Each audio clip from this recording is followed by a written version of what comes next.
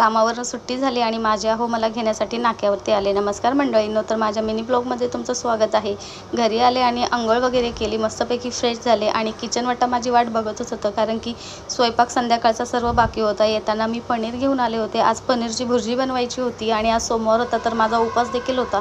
मग पहिले पीठ वगैरे मळून घेतलं. पीठ वगैरे मळून झाल्याच्या नंतर चपात्या खूप छान येतात. अगोदर पीठ मळून ठेवलं, तर मग पीठ एका साईडला मळून ठेवलं आणि मग घेतलं मी इकडे ब्लॅक टी बनवण्यासाठी, कारण की सकाळी दूध आणलेलं संध्याकाळी खराब झालं होतं, कारण की माझ्याकडे सध्या फ्रीज नाही आहे, म्हणून दूध काय आता मी आणत नाही. मग काळा चहा ठेवला छानपैकी आणि मग चहा वगैरे उकळेपर्यंत इकडे पनीर वगैरे मस्तपैकी धुवून घेतलं. पनीर वगैरे माझं मस्तपैकी धुवून झाल्याच्यानंतर मग आमच्या दोघांसाठी मी चहा घेतला आणि चहा मला पण घेतला आणि त्यांना नेऊन देण्यासाठी गेले. तर ते माझ्याकडे बघून हसत होतं. त्यांचं म्हणणं असं आहे की प्रत्येक गोष्टीचा तू व्हिडिओज बनवत असते.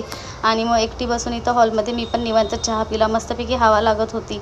आणि मग नंतर घेतली मी इकडे भुर्जी बनवण्यासाठी.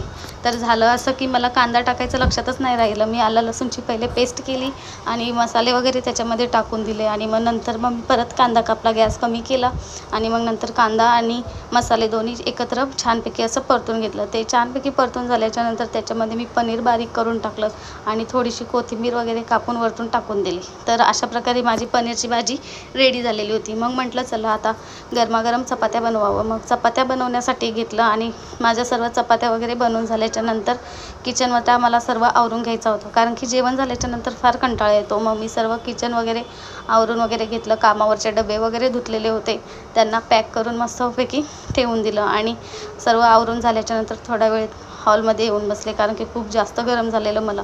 आणि मग यांना जेवायला वगैरे वाढलं, मला पण जेवायला वगैरे वाढून घेतलं. तर असा होता दिवस. भेटूया आपण नेक्स्ट व्लॉगमध्ये. Bye bye.